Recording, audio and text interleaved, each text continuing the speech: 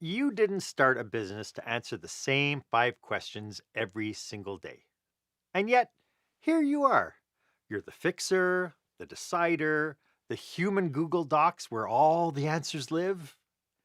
If your team can't move without checking in with you, and your phone feels like a leash instead of a tool, there's a reason for that. And it's costing you time, energy, growth, and probably your sanity.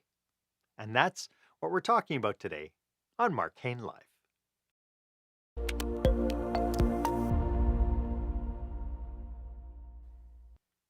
Welcome to this episode of Mark Haine Live. Of course, this is where small business owners and entrepreneurs pick up core skill sets to help them create the show stopping, jaw dropping experience that the customers and employees deserve.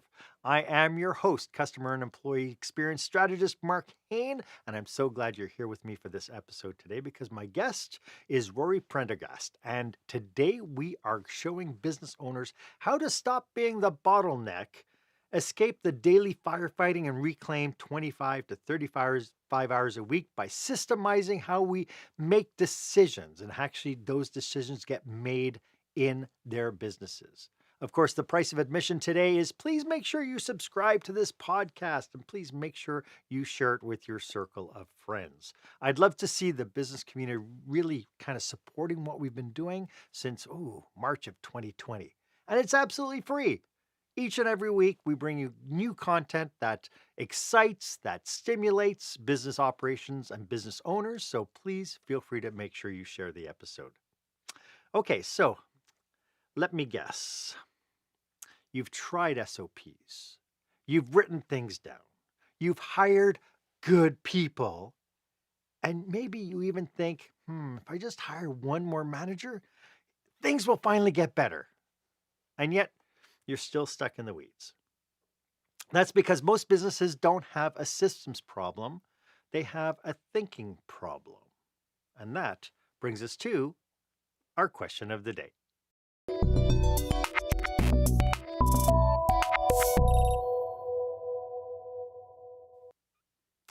So, if you disappeared for 2 weeks, would your business keep moving forward? Or would every decision come to a dead stop?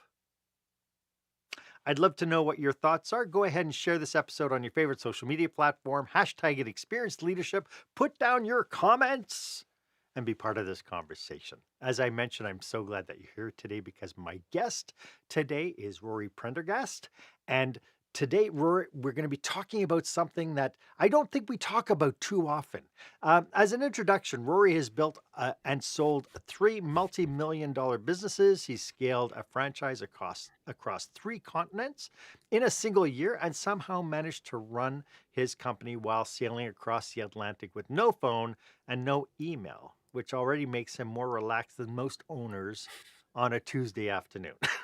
Today, Rory helps founders escape the grind by systemizing their business in just 90 days, not with binders full of SOPs that nobody reads, but with simple, powerful operating framework that teaches teams how to think, make decisions, and take ownership. His mission is really simple.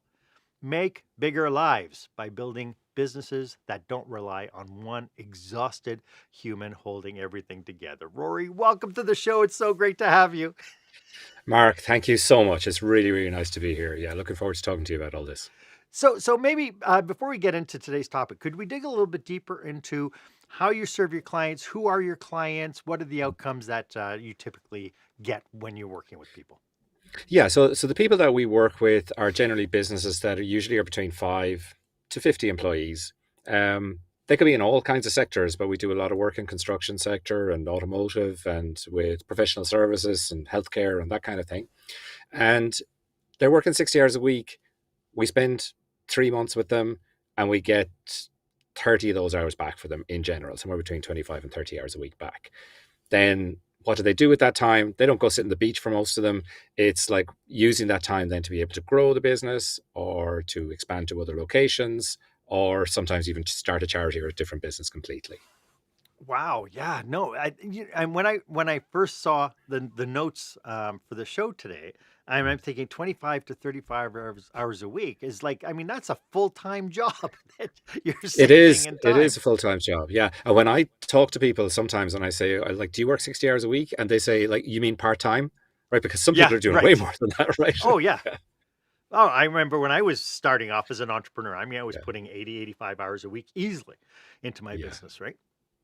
Yeah. I've seen, but I've seen this situations that I described earlier time and time again. I've gone into as a I was working as an economic development officer for a community, and I got to peek into all these different businesses.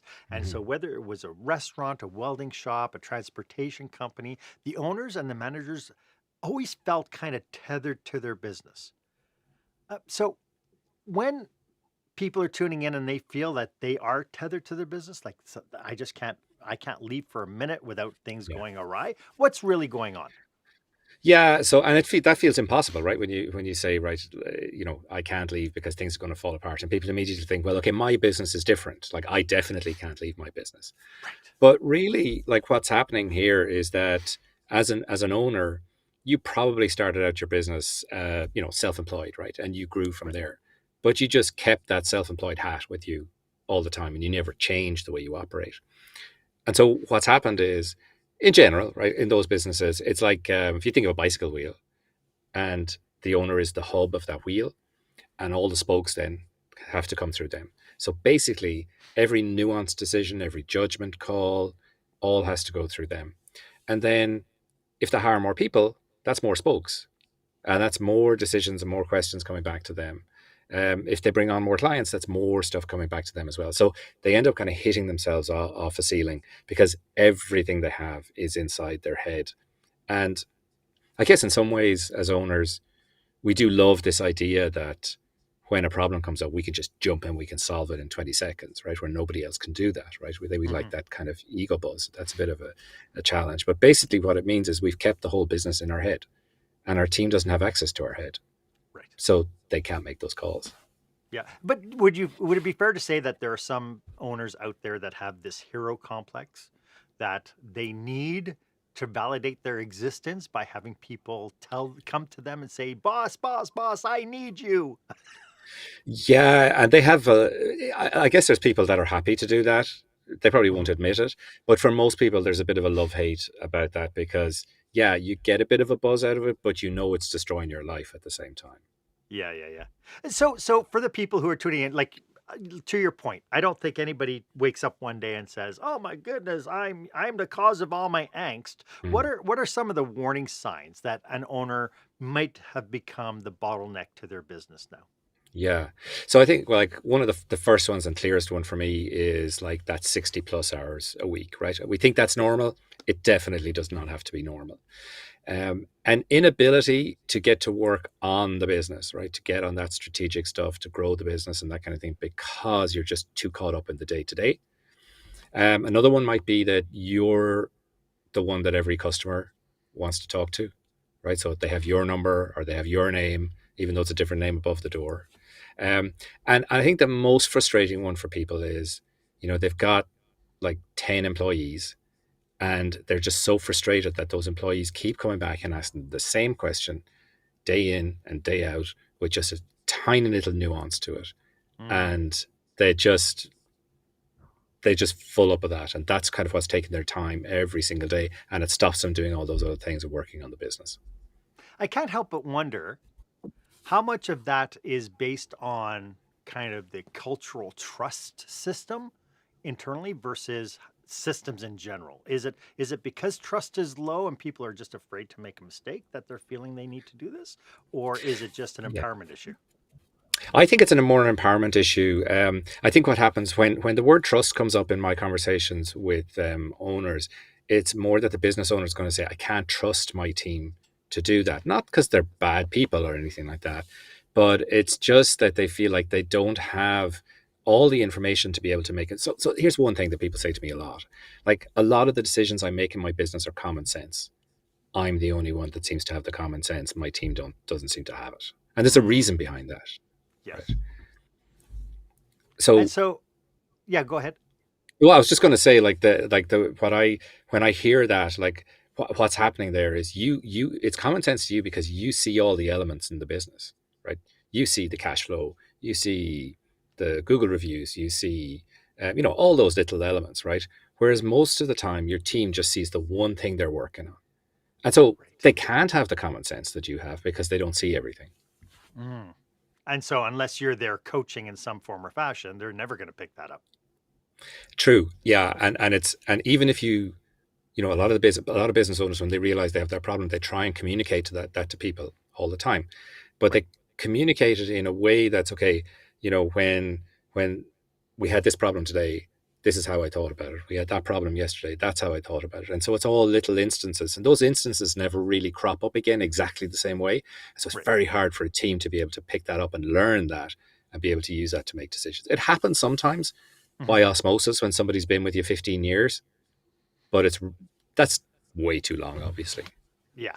I know that a lot of businesses will try to conquer this by having SOPs. It's like, okay, we're going to Mm. sit down, everybody write out what you do and let's create Yeah. an SOP. And I find that more times than not, they don't even get through writing the SOP before they've given up on them. So why are the current systems or attempts at systems not working? Yeah.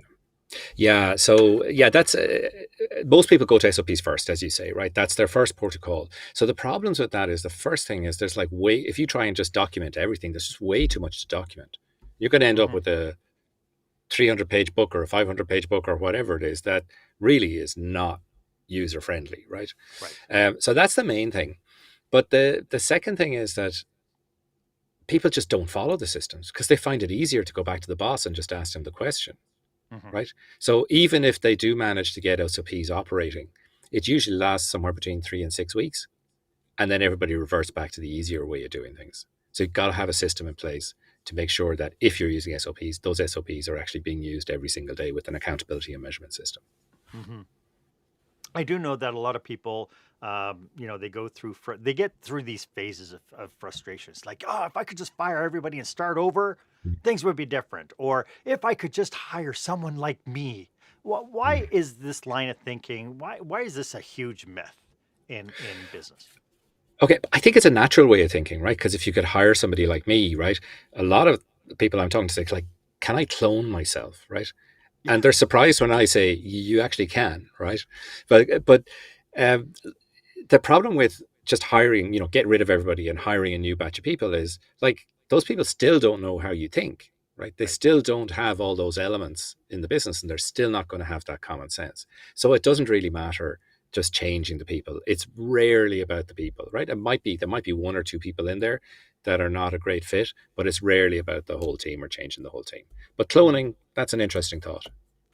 And if you have a system to make that happen, that's what we're talking about today. So when we come back, I'd love to uncover how leaders can get that 25 to 35 hours of their life back. And we'll get to that right after this. When the spotlight shines on your business, are customers applauding or yawning? In other words, how is your business performing?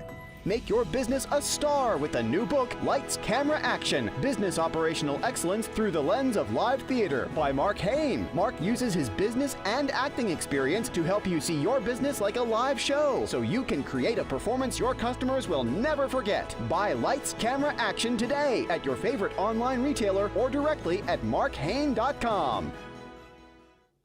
Welcome back. I am speaking with Rory Pendergrass. We're talking about how to reclaim time. Rory, how do business owners actually make decisions in their business? Because most of them have never, I don't think that anybody really stops to think about that. I think so often, to your point, they started off as a solopreneur or a small team, they started a business, and it's just evolved into what it is today. So, how are they making decisions?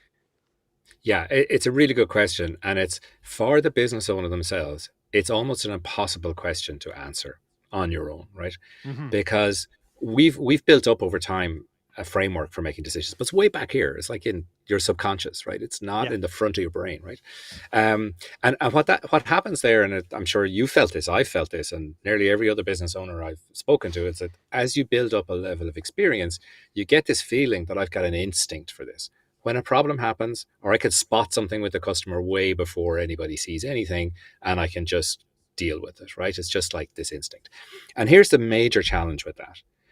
If that is instinct, we're all in big trouble because we can't move instinct from one person to another. Right. There's got to be something else, right?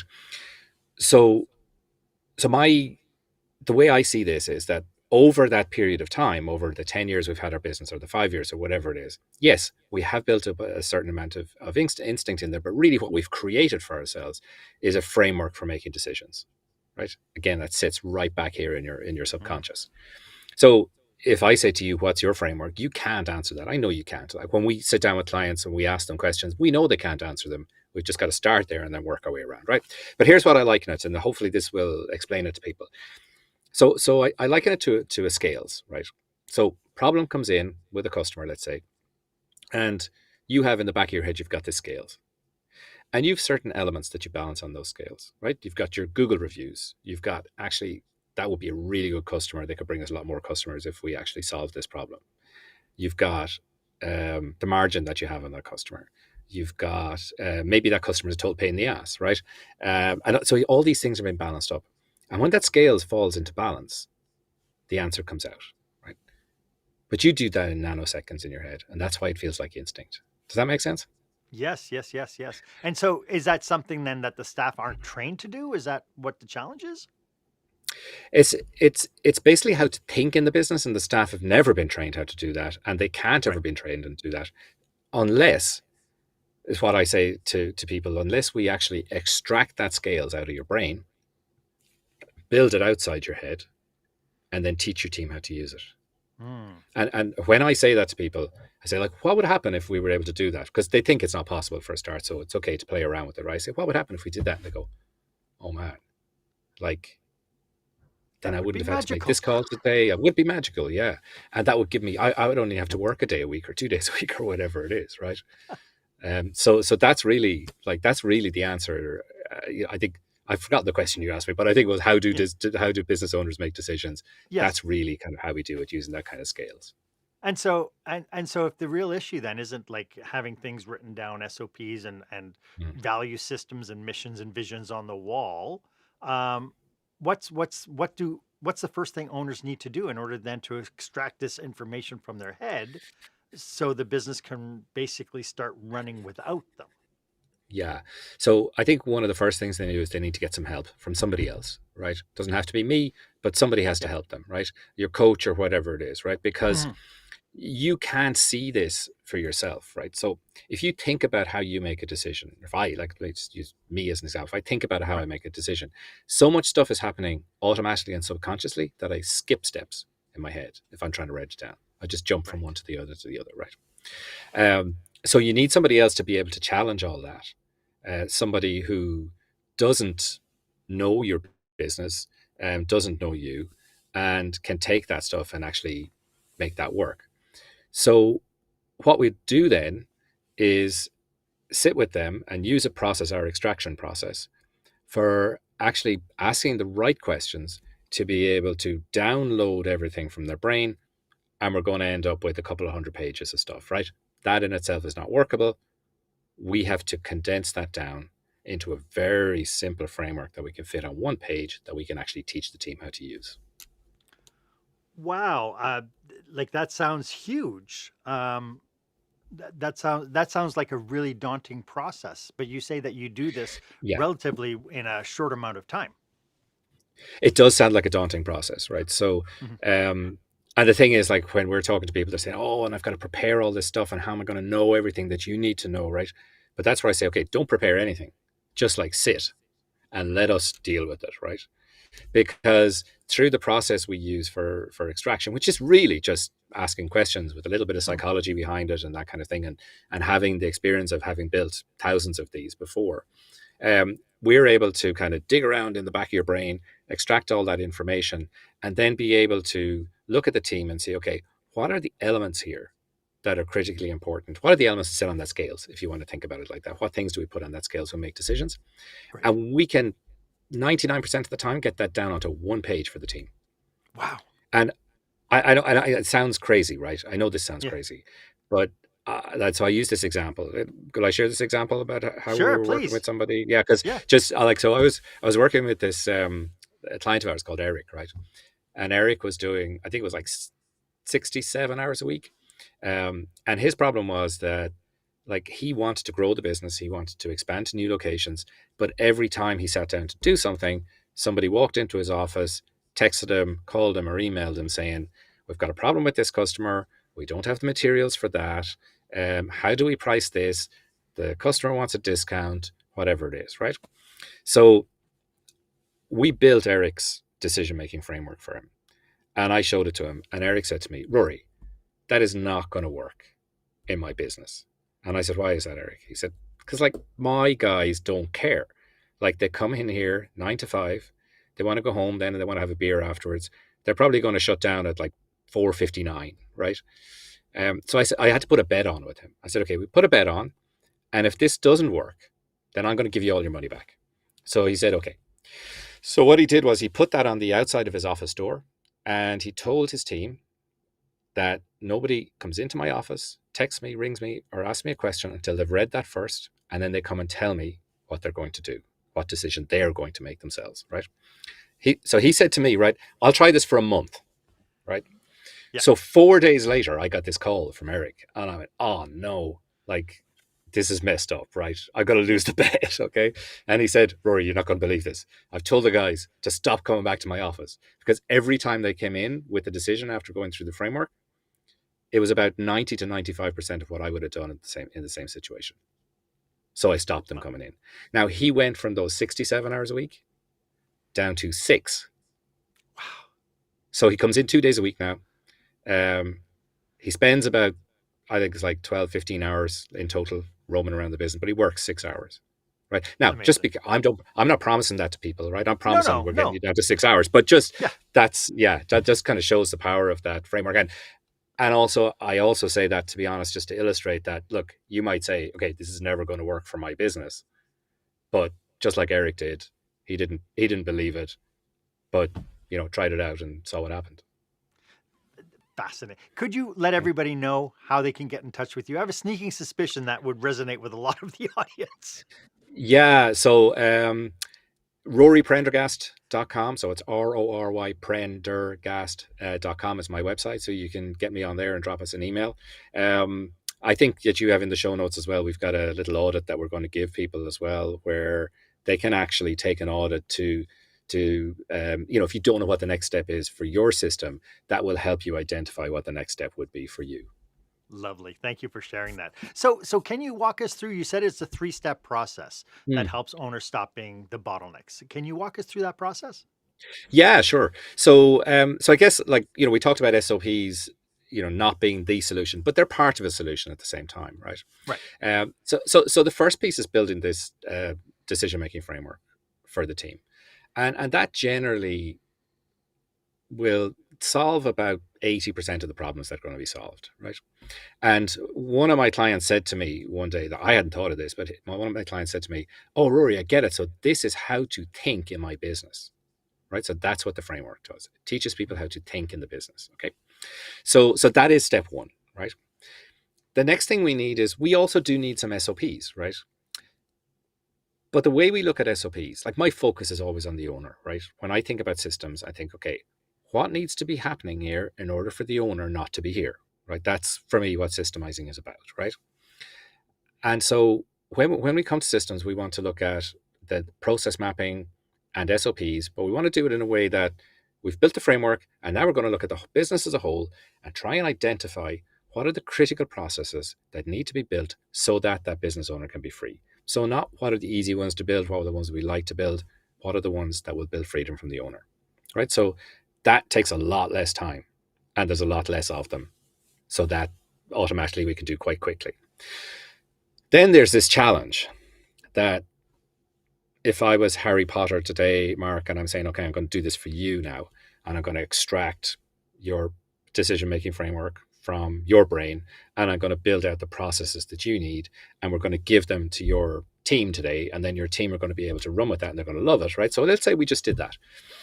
Then I would give it probably like 3 to 6 weeks before they would start to revert back to their old way of doing things, right? Ooh, So we're missing a yeah. piece, right? And that piece is an accountability and measurement system.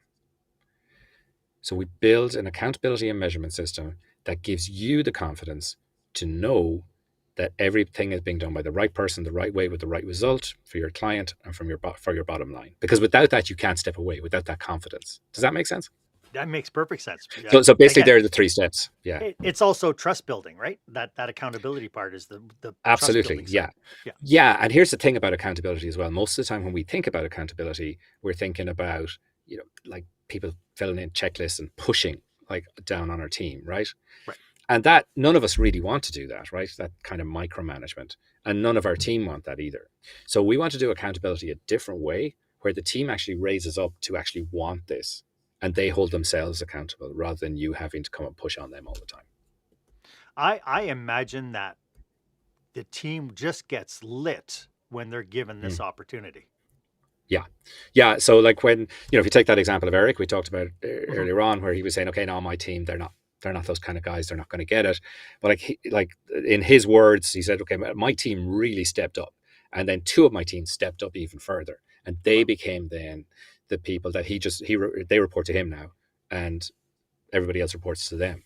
One guy left because he realized that, okay, there's accountability here, there's decision making, and that's not me, right? He was hiding in the corner most of the time, and Sure. getting other people to do that, right? So he left, and that's a risk that's going to happen. But is it a risk really if that person walks away?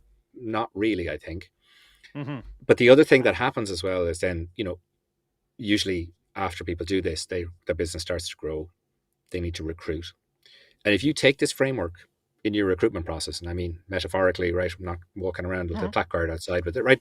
But if we take that and we use that to recruit, we'll find that we'll have people come towards us in the recruitment process.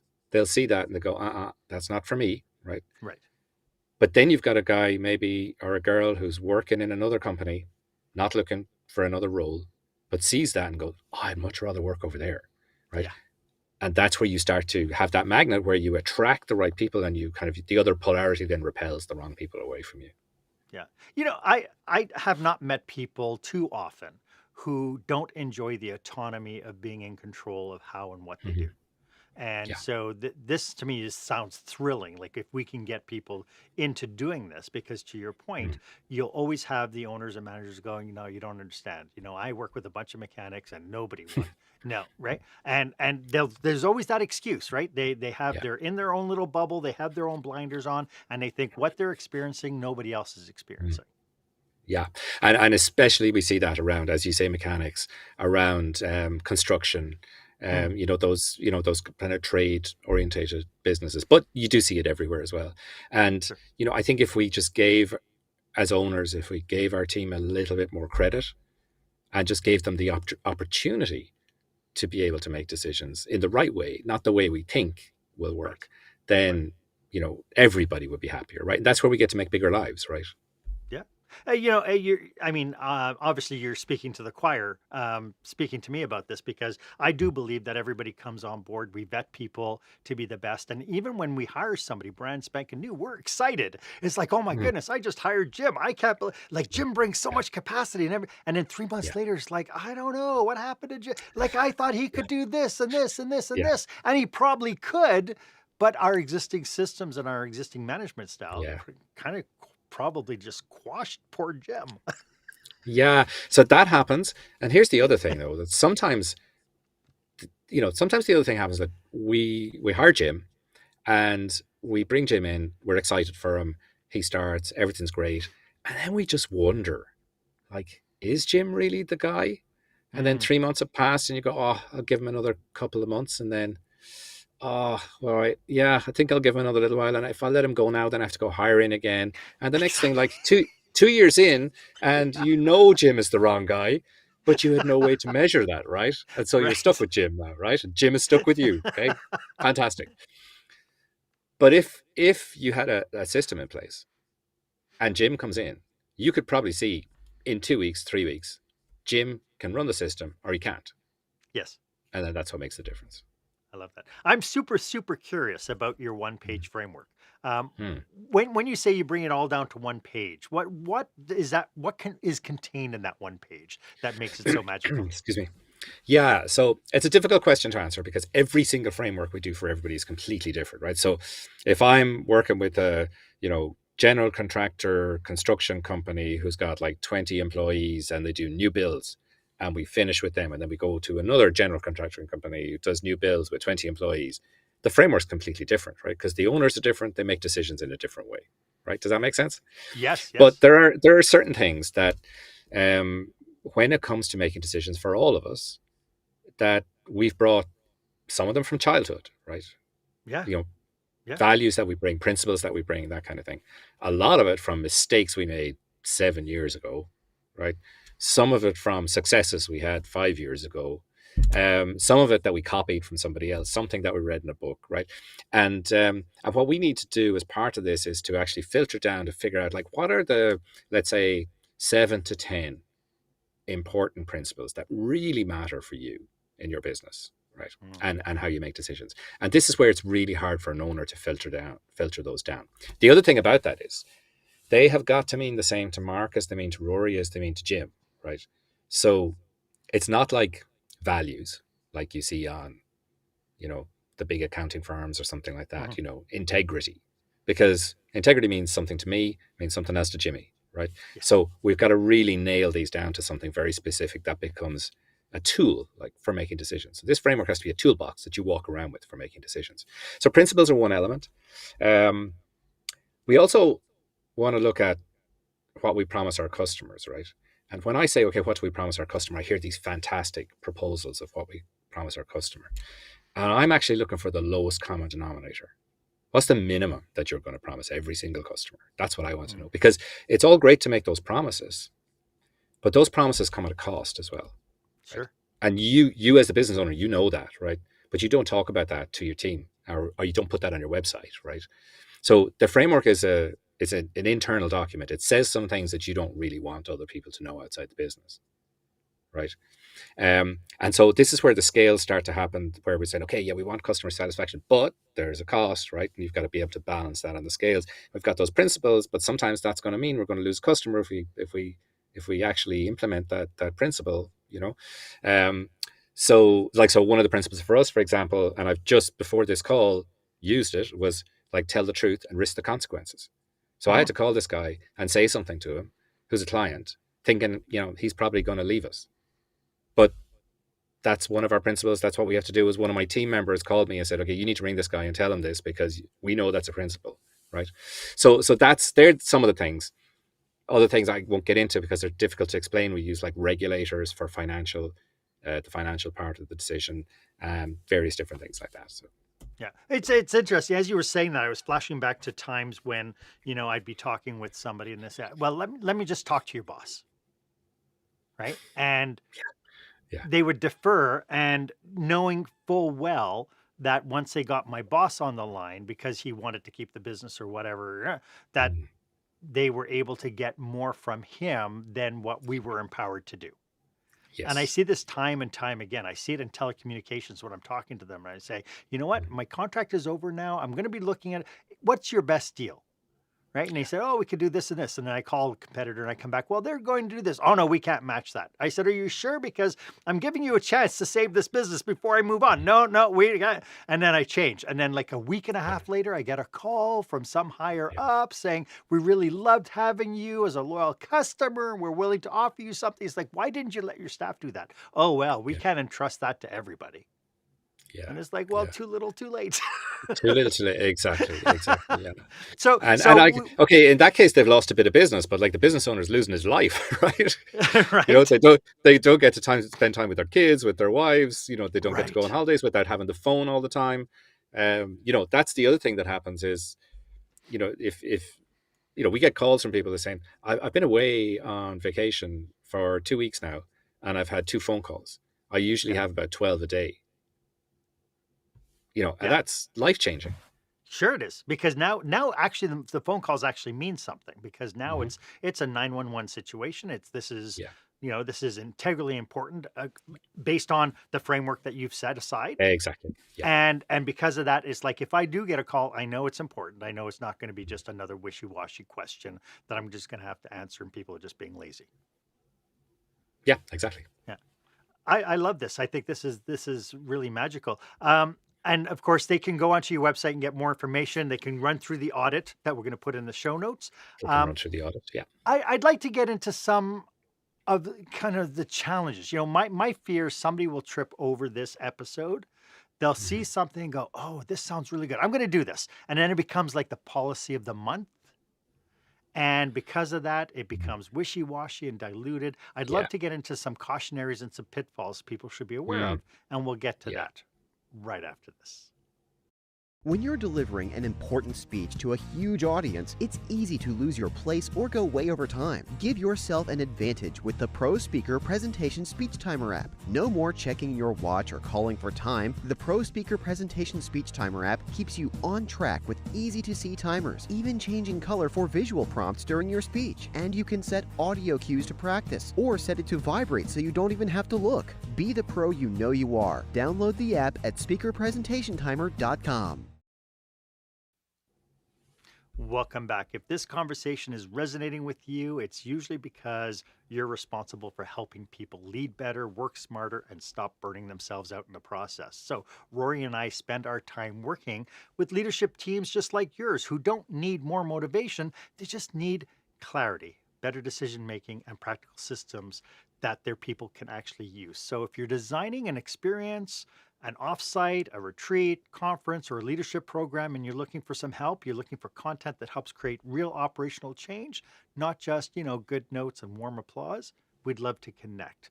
No scripts, no fluff, just thoughtful conversations about outcomes, culture, and how to make the work stick long after the event ends. Feel free to reach out to us. Our contact information is in the show notes. There's my shameless plug for us, Rory. Nice one, Marc.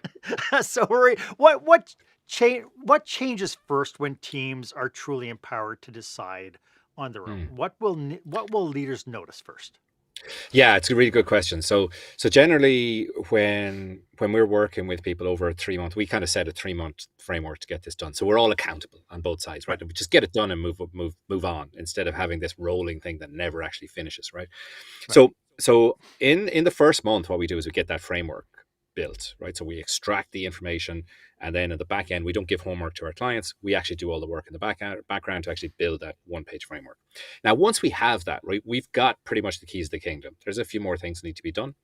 But once we implement that with the team, which means teach the team how to use it, explain to them why it's there, that's when we start to see the first results. So usually about week 6 working with us, owners will start to say, "Oh, I'm kind of noticing things are changing a little bit. Jimmy actually hasn't called today. He usually calls me 5 times a day." Or somebody's gone and done something and then come back and said, "Oh, we had this problem and I did this. Is that okay?" And you go, "Well, right, okay." And you hear people having conversations with customers or clients that you thought they never would be able to have. Right. So that's when it's about week 6, we start to see that change. Right. But it does take a couple of months before we really start to see those like 25, 30 hours kind of disappear from somebody's week.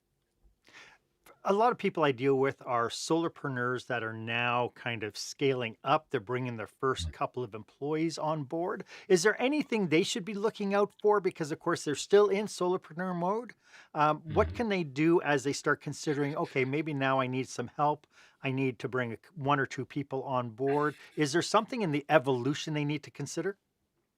Yeah. So, okay, I can answer this a couple of different ways because, so remember, my focus is always on, right, extracting the owner, which means that you do need to have a team in place to do that, because otherwise you extract the owner, then there's nobody to do anything, right? Right. So a couple of things, I guess, like really my honest piece of advice for somebody in that position when they're on their own is like systemize themselves first, right? Systemize the business owner first. And what the hell does that mean? And what I mean by that is to create a structure of accountability and planning for yourself. Get to the point where your to-do list is crossed off every day, where you've got a longer term plan that you're knocking little pieces off every single week, and where that is predictable for you, right? Because Yes. then that actually starts to free up time in your calendar, even if you've got nobody else working for you. So I think that's the first thing. And then the second thing I would say is that, yeah, before you start to bring people in, just if you could start to build some kind of form of like, what are the very specific principles I use to make decisions? What is the lowest common denominator for my client? And I really would stress this: get somebody else to extract it from you. Don't try and write it down yourself, because you need somebody to challenge your way of thinking. Otherwise, we'd all be able to do this. And I'm not saying come to us, right? Like, go to a coach or whatever it is and try and get somebody else to challenge you on what you're saying and say, okay, but like, really, how does that work? And really, how does that work? And dig down to the nitty gritty of it. Mm. Yeah. So having that outside perspective is probably the one essential condition that Mhm. you're saying would make this work better. Yeah, definitely. It's interesting. Would it be fair to say that if what we're doing seems to be routine, like we're doing the same kind of things over and over again? Let's say we're, Mhm. the way we do cold calling, or the way we do our sales, or the way we do maintenance or follow-ups with with customers. If those are routines, those are pretty easy things that we are able to then delegate and kind of create conditions. Yeah, you're absolutely right. But now we're in SOP territory, right? So now we're Okay. in, right. These are like, so, the kind of things you're talking about there is like, it's always step 1, 2, 3, 4, 5, right? Okay, 90% of the time it doesn't change, right? So that's like how to do in this business, right? Then the With decision the making fr- component of it fits into when all this doesn't match up, like you said, it's correct. 90% of the time. That Yeah. other 10%, here's how we make decisions that we're Yeah. then able to problem solve so that we can satisfy the needs of the Uh, organization, the needs of the customers, and so on. Exactly. So Gotcha. somebody wants a discount, somebody's going to move their plan to another company, those kinds of things. How do we think about those kind of things? And sorry, let me just clarify one thing as well. Like, so we don't have our team walking around with this framework like every day, right? So yeah, Mhm, in the beginning we want it in the trucks, and we want it in the canteen, and we want it on the office door, whatever, right? mhm. But over a period of those 3 months, what we want to do is shift the way that the team actually thinks, right? So they're not looking at this page; they've just started to think a new way, because now they have that scales and they have all the elements that balance on it. Does that make Yeah. sense? Yeah. So for people wanting to make this transition, are there any cautionaries, any pitfalls they should be aware of that it kind of really will sink the ship? Yeah, I think like just what you said earlier on about, like, okay, policy of the month, let's just do this, right? Yeah. So there's a few things you need to be careful of, and that one thing I'm going to just go back to it again: get somebody from outside, right? Somebody who's not in your business, somebody who can't really understand your business, without actually digging into, like, why is that, and why is that, and why is that, right? So I would say Mhm. that's the first thing. Um, the the second thing is, make sure when you start to create some principles around decision making, that they're so nailed down that they're going to mean the same to Mark, to Rory, to Jimmy, or to anybody else, right? And that's hard to do, right? It's very Yeah, hard to do. I If bet. you see yourself using the word integrity, for example, or honesty, you're on the wrong track, right? And you should have somewhere between 7 and 10 or 11 of those, right? If you got three, there's some missing. If you got 15, it's too many, right? Mm, Um, so what else would I say? Yeah, then when it comes to that part about, okay, mapping out processes, usually what we're going to do is we're going to say, okay, what's the easiest process for us to map out? Let's start with that, right? That's not the way to go, because you're never going to end, right? Step back from the business and say, what are the major processes in this business? They're the same in every business. There's sure. like some kind of strategic process, there's a marketing process, there's a sales process, there's a delivery process, there might be a quality control process, and there's a reporting process, right? In the middle, then there's maybe some admin and HR and stuff like that, right? So then step back and look, okay, out of all of those, which are the ones that me as the owner, which are the ones I'm most involved in? And then you look into that and say, okay, what do I need to map out to extract me, right? Always be saying that to yourself, or asking yourself that question. What am I mapped to extract me? Not what's easy to map, or what's a shorter map, or what could I get Jimmy to map, right? It's what Mhm. needs to be mapped to extract me. And then you're going to end up with a much smaller list. And then I guess like one of the most important things is like how to make sure that this is going to be used every single day. Mm-hmm. Right. So you got to Well, build in. one of the questions Yeah. I was going to ask you is, Mm, going back into, I know lots of leaders who are there, they do have this hero complex stuff. So how does mm, one hold themselves accountable so that when you do have the list up on the wall and somebody comes a yeah. knocking and you honor them with your time and Mm, realize you're just falling back into your bad, how do we create that intentionality so we don't fall yeah. back into our bad habits? I'm really glad you answered that question because, or you asked that question. Did I say answer that question? Ask that question. Anyway, um, because when we build that decision making framework, not alone does it give immense clarity to our team, right? And usually what we hear from the team is, "Oh, why didn't you give us this 2 years ago?" Right? Because now they've like suddenly see everything, But it gives you immense clarity as the owner as well. Yes. So now your decisions become easier.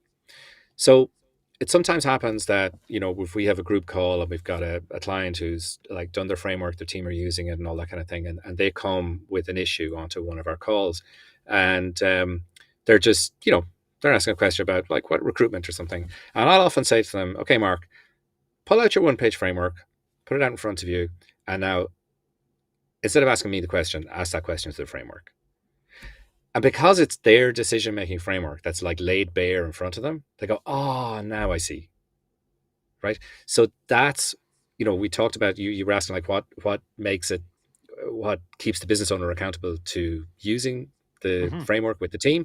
That's what will do it. Right. They use it themselves. Then it becomes clear. I'm not saying it's the answer to every problem, but it's the answer to quite a few.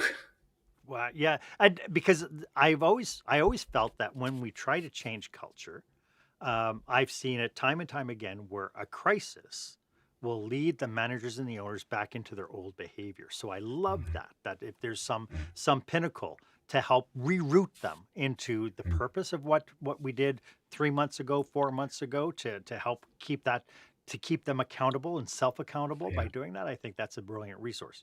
Yeah. Yeah. But there's another element to this as, a general accountability for business owners, because we're the only ones that don't have the boss, right? Right. So we can sometimes go off on tangents, because we like that shiny object, we'll follow that, right? I think it's really important for us as business owners to have accountability, all of us. Yes. And so we have like in one of our programs, we actually have a team that ring up the business owner every week and say, right, remember that plan we built like last year? Well, what's the next step we need to do this week, right? And they actually ring them up every single week and get that into their diary, and then check in with them later on the week to make sure they've done it. Right? It sounds Love crazy, that. right? It sounds Yeah, but crazy. It's the it's simplest accountability, thing, right? but yeah, and it makes their success predictable then, because they've mapped out where they're going, and somebody's helping them just break that out into like micro steps, and Yeah. then sometimes somebody's making sure they're doing it. And so much more valuable than being rung up and saying, "Okay, hi, it's your coach. So how was last week?" Yeah, yeah, yeah. Last week's over, right? Yeah, Right? yeah, Yeah, I love that. yeah. Hey, this is Because yeah, sorry. go on. No, no, you're just No, gonna. I was just going to say, like, we can always fool ourselves into, there's specific, maybe even small strategic actions that need to be taken. We can always fool ourselves into that there's something more important, because sometimes that strategic thing is like a 2 minute phone call, but it's a hard phone call to Yeah, make. And you say, okay, well, actually, I could do that Instagram post because that's more important. No, it's not. But we fool ourselves into that, right? So, yeah. like, that's where our coach would say, hang on a second, Mark, that's not what you're supposed to be doing. This is what you're supposed to be doing. Well, it keeps you from doing the busy work, right? The stuff that you think Exactly. is important. Exactly. Yeah. This has been such an amazing conversation, Rory. Could you remind everybody again how they can get a hold of you? Yeah, sure. So my website is roryprendergast.com. So RORY prendergast.com. So you can find me there. And then in the show notes, I think we're going to share a systems audit. So if you're just wondering, like, well, what's the next thing I need to do to systemize my business? It takes 4 minutes, I think, to do it. It's going to ask you some questions, put in your information, and it'll spit out an answer for you that'll tell you, okay, this will be the next step for you. Lovely. As we wrap up, do you have any last thoughts about what we've been talking about today? No, I think it's been a really interesting conversation, because you've brought stuff out that I wasn't even thinking of talking about around that accountability for business owners and that kind of thing as well. But I guess the thing is, if there was a message I wanted to get to people, right, it's like, it does not have to be a 60-hour work week where you're in the weeds, grinding through the week, doing the stuff that you do not want to do. That's not business life. Even though we think that's what's going on all around us, and it is in a lot of cases what's going on around it, but basically I would say it just doesn't have to be that way. That's easy for you to say. You don't know my business. My business is unique. Exactly. Rory, thank you Yeah. so much. I really Yeah, appreciate you pleasure, being Mark. here and sharing this, I because love talking to you. I know from the conversations I've had, this is hugely valuable. So thank you for doing this. Yeah, and thank you. I've been really enjoyed the conversation, Mark. Appreciate it, and talk soon. I look forward to connecting again. Hey, if you have any questions about today's episode, feel free to reach out. Maybe you're thinking, hey, we could really use a complimentary 30-minute brainstorming session with Marc or with Rory. Well, good news, you can snag a spot on my calendar. Just hit the link below. It's the one that's marked meetwith.markhaine.com, and you're all set to go. And of course, feel free to reach out to Rory. His contact information is in the show notes as well. As always, I am at your service. And if you haven't done so yet, please make sure you subscribe to the podcast. Follow me on social media. We got lots of great content each and every week. And thank you for being here. I appreciate you. My name is Marc Haine. I hope you stay safe, stay healthy, and I hope you dare to be the exception.